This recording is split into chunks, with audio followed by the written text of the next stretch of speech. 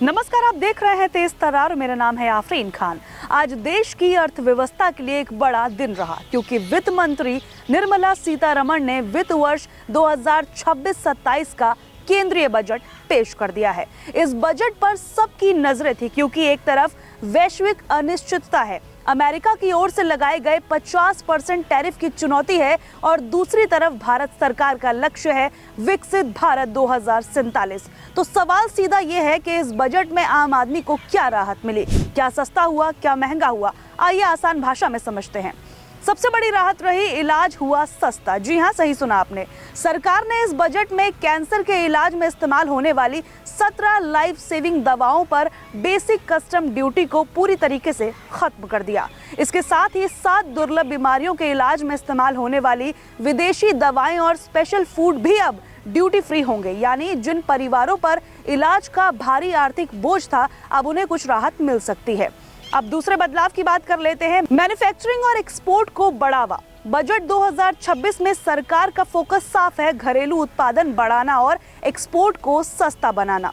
इसी कड़ी में माइक्रोवेव ओवन के कुछ जरूरी पुर्जों पर कस्टम ड्यूटी घटाई गई है। सी फूड एक्सपोर्ट के लिए ड्यूटी फ्री इनपुट सीमा 1% से बढ़ाकर 3% कर दी गई है। लेदर, टेक्सटाइल और सिंथेटिक फुटवेयर एक्सपोर्ट में राहत और समय सीमा बढ़ाई गई है। न्यूक्लियर पावर प्रोजेक्ट्स के उपकरणों पर 2035 तक कस्टम ड्यूटी नहीं लगेगी।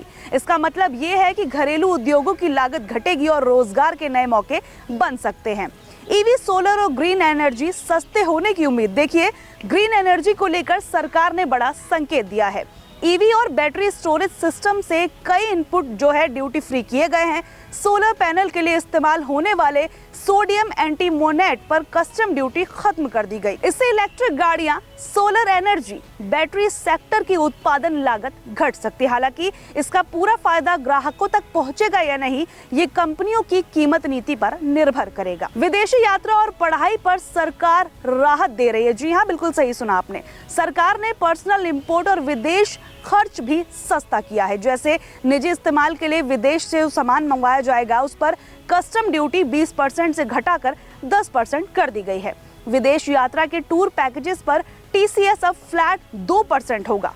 विदेश में पढ़ाई और इलाज के लिए भेजी जाने वाली रकम पर 10 लाख से ऊपर TCS 5% से घटाकर 2% किया गया है। यानी विदेश घूमने, पढ़ने या इलाज कराने वालों को सीधी राहत मिली है। अगर आप इनकम टैक्स स्लैब में किसी बड़ी राहत या बदलाव की उम्मीद कर रहे हैं, तो इस बजट में सरकार ने ऐसा कोई बड़ा ऐलान नहीं किया।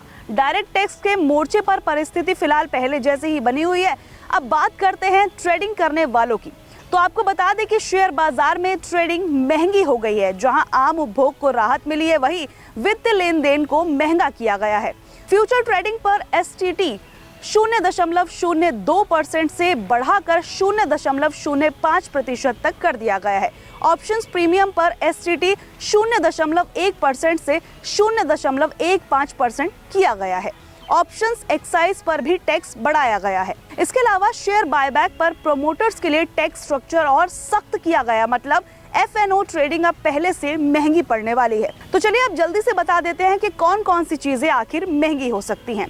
सबसे पहले मिनरल्स और स्क्रैप, शराब, कुछ केमिकल्स, तेंदुपत्ता और कुछ उपभोक्ता सामान, क्योंकि इन पर या तो कस्टम ड्यूटी खत्म कर दी गई है या फिर TCS बढ़ा दिया गया है। तो कुल मिलाकर इलाज सस्ता, ग्रीन एनर्जी को बढ़ावा, विदेश यात्रा और पढ़ाई पर राहत, शेयर बाजार ट्रेडिंग महंगी, शराब, स्क्रैप और खनिज महंगे हुए हैं। सरकार का साफ संदेश है, उत्पादन और वास्तविक जरूरत की सस्ती जो स्पेकुलेशन है और फाइनेंशियल ट्रेडिंग जो है वो महंगी है। अब देखना ये होगा कि इस बजट का असर जमीन पर कितनी जल्दी और कितनी दूर तक पहुंचता है। आप बजट को कैसे देखते हैं, कमेंट करके जरूर बताइएगा। आज के लिए इतना ही, मुझे दीजिए इजाजत। नमस्कार। अगर आपको हमारी ये वीडियो पसंद आई हो तो इसे लाइक एंड शेयर करना बिल्कुल भी ना भूलें। इसके साथ ही हमारे चैनल तेज तर्रार को जरूर सब्सक्राइब करें और हाँ, बेल आइकन को दबाना बिल्कुल भी मत भूलिएगा, जिससे दिल्ली से जुड़ी तमाम खबरों की नोटिफिकेशन सबसे पहले आप तक पहुंचे।